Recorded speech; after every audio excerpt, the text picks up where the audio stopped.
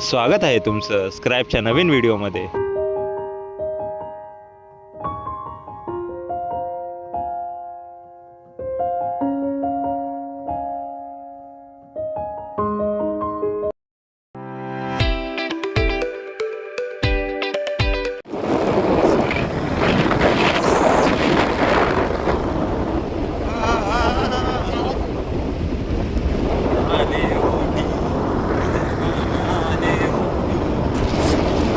जोर नहीं है मैं क्या करूँ, ये दिल दीवाना दीवाना।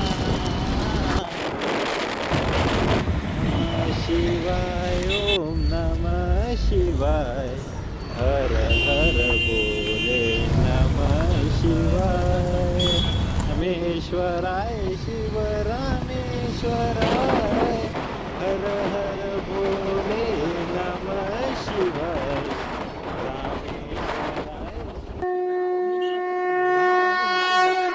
तर मित्रांनो, आज आपण आलो आहोत त्र्यंबकेश्वरला।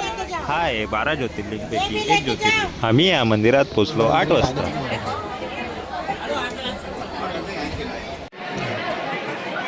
कंटेन आपल्याकडे। तिथं आम्हाला खूप गर्दी भेटली। ए भोला शंकरा, ए भोला शंकरा, आवड तुला बेला मला पाव रे, तुझ्या दर्शनाची आस मला लाव रे। आता दर्शन तुझं गाव रे, शिव धाव रे। दर्शनाच्या लाईनीत उभे राहून आम्हाला स्क्रीनवर महादेवाचं दर्शन होत होतं। लाईनीत उभं राहून पकलोच होतो तेव्हा समोर मॅटर चालू झाला। तिथं काय होत होतं मला माहित नाही, तुम्ही बघू शकता काहीतरी चालू आहे। काय मॅटर काय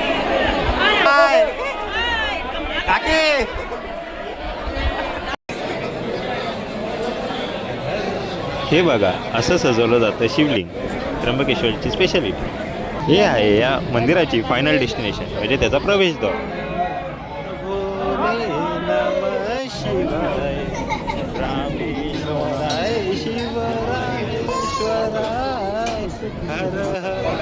आम्हाला शूटिंग करायला भेटली नाही, म्हणून आम्ही तुम्हाला थोडीशी माहिती देत आहोत। कृपा करून ऐका आणि बघा होते ना।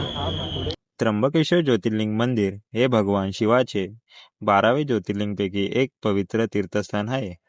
येथील शिवलिंग खास आहे कारण यात ब्रह्मा, विष्णू आणि महेश या तीनही देवतांचे प्रतीक मानले जाते। आणखी एक खास गोष्ट म्हणजे हे शिवलिंग नेहमी पाण्याने भरलेले असते आणि याच ठिकाणाहून गोदावरी नदीचा उगम झाल्याचे मानले जाते। त्यामुळे त्र्यंबकेश्वर हे अतिशय पवित्र तीर्थस्थान आहे। मंदिराचं रिनोव्हेशन काम पण चालू आहे। आता मी तुम्हाला दाखवतो मंदिराच्या अवतीभोवती काय काय आहे। जसं तुम्हाला दिसत असेल, हा एक त्रिशूल आहे भला मोठा। तिथं छोटे छोटे 2 नंदी पण आहेत पायऱ्यांची इथं।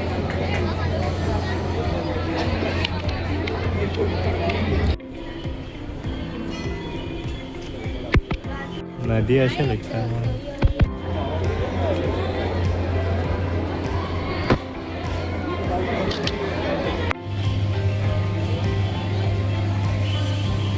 त्र्यंबकेश्वराच्या मंदिराच्या मागे स्वयंभू गायत्री मंदिर पण आहे, ते पण बघू शकता तुम्ही।